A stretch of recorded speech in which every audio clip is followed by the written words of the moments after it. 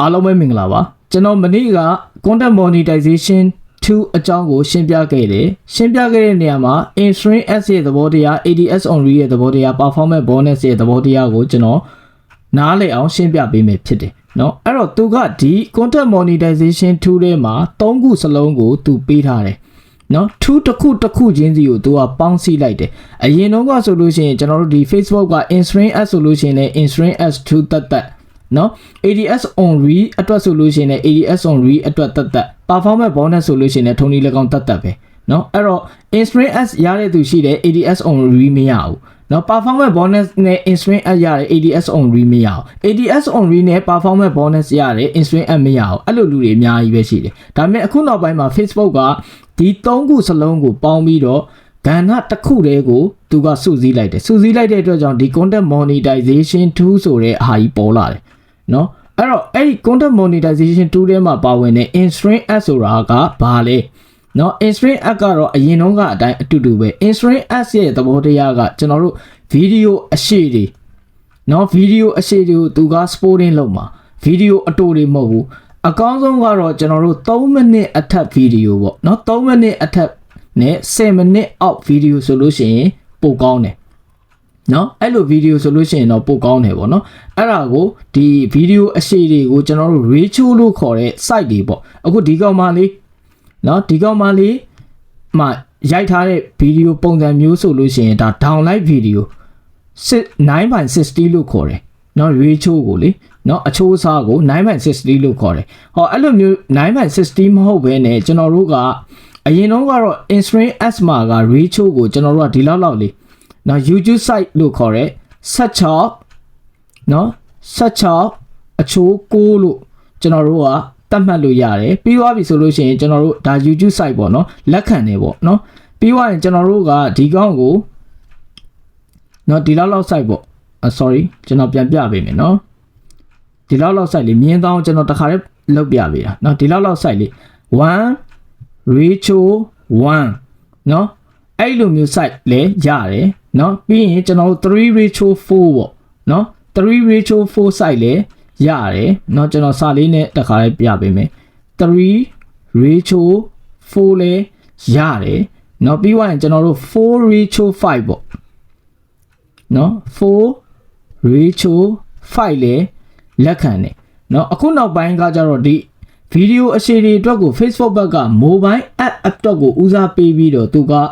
9:60ရဲ့1:1 လက်ခံတယ်နော်ပြီးသွားပြီဆိုလို့ရှိရင်ဒီ in-string ads အတွက်ကိုပြောတာနော်3:4 4:5 အဲ့ဒါတွေကိုလက်ခံတယ်နော်ဟိုဒီ60/9ဖြစ်တဲ့ကျွန်တော်တို့ဒီ YouTube site ကို Facebook ဘက်ကကျွန်တော်တို့တင်လိုက်တဲ့အခါကျလို့ရှိရင် land မို့ကျွန်တော် insight ထဲမှာအဲ့ဒီ post ရဲ့ insight ထဲမှာဝင်ကြည့်လိုက်တဲ့အခါကျလို့ရှိရင်သူကဒီအချိုးအစားကိုပြန်ပြောင်းပေးဖို့သူတောင်းဆိုထားတာရှိတယ်အဲ့လိုမျိုးဟိုနောက်တင်တဲ့အခါကျလို့ရှိရင်ပြောင်းရမှာပေါ့နော်ဘာလို့လဲဆိုတော့အဲ့ဒီအချိုးအစားအတိုင်းဆိုလို့ရှိရင် reach တွေကျလာနိုင်တယ်ဆိုတဲ့ဥစ္စာကိုသူ announce လုပ်ပေးတယ်ပေါ့နော်အဲ့ဒါကိုသိစေချင်တာနော်ဒါ in-string ads ရဲ့သဘောကိုပြောပြတာနော်အဲ့ဒီ in-string ads မှာနော်ကျွန်တော်တို့အရင်တုန်းကဆိုလို့ရှိရင်နော် country ကကိုကပတ်စံရှာခွင့်ရှိတဲ့သူ့ရဲ့ criteria တွေမှာဆိုလို့ရှိရင် country ကပတ်စံရှာခွင့်ရှိတဲ့နိုင်ငံရဲ့အကောင့်ဒါမှမဟုတ်နိုင်ငံမှာနေထိုင်တဲ့သူဖြစ်ရမယ်ပြီးသွားပြီဆိုလို့ရှိရင်ကျွန်တော်တို့နံပါတ်1ကနော်နံပါတ်2က CMP လို့ခေါ်တဲ့ content monetization ပေါ့နော် CMP လို့ခေါ်တဲ့ content monetization သူ့ရဲ့ဒီ monetization နဲ့ပတ်သက်တဲ့ policy ပေါ့အဲ့ဒါတွေကိုမညှိဆုံးအောင် CMP လို့ PMP လို့ကိုလိုက်နာရမယ်ပေါ့နော်ပြီးတော့ကျွန်တော်တို့နံပါတ်3ကကြတော့ sorry နော်ကျွန်တော်တို့နံပါတ်3ကကြတော့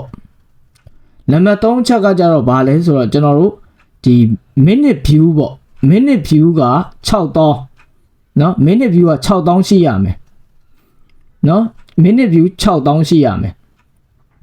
เนาะ2လအတွင်းမှာ minute view 6000ရှိရမယ်ပြီးရင် video 3ပုတ်အနည်းဆုံးရှိရမယ်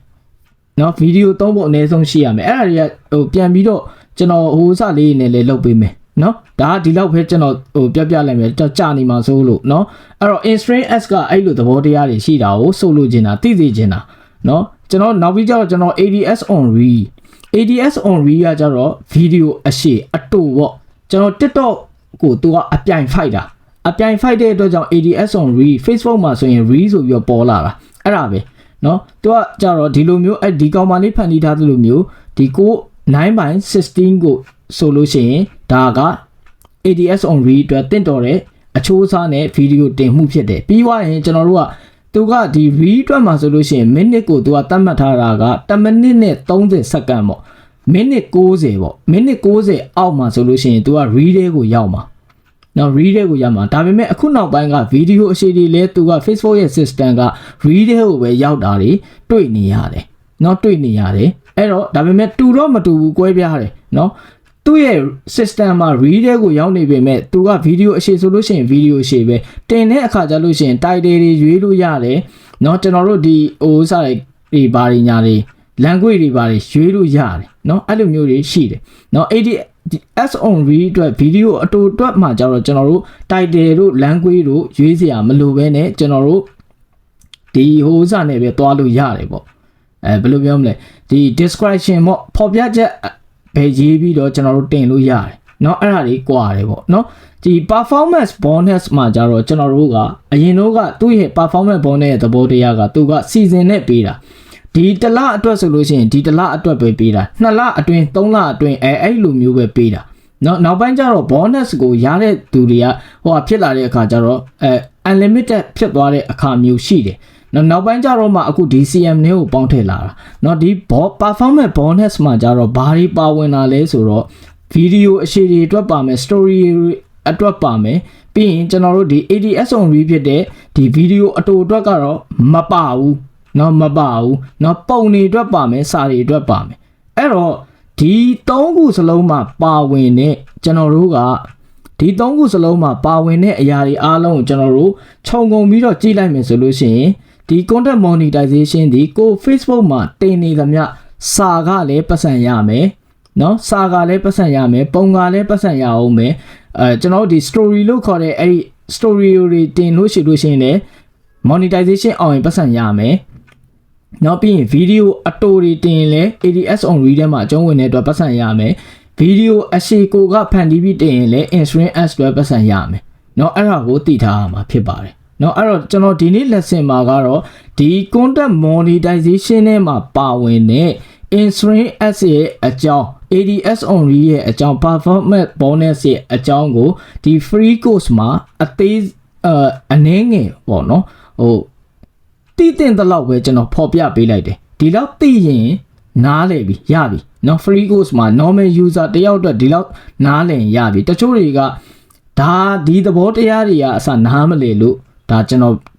အဓိကရည်ရွယ်ချက်ကအဲ့ဒီဥစ္စာပဲเนาะဒီသင်တန်းကိုလုပ်ပေးရတဲ့အဓိကရည်ရွယ်ချက်ကအဲ့ဒါပဲเนาะအဲ့တော့ဒီသဘောတရားလေးကိုနားလည်ရင်ရပြီเนาะနောက် lesson တစ်ခုမှာနောက် video lesson တစ်ခုမှာကျွန်တော်ထပ်ပြီးတော့ဖော်ပြပေးမယ်เนาะနောက်ထပ်ဟာတွေဖော်ပြပေးပါမယ်အားလုံးအဆင်ပြေကြပါစေ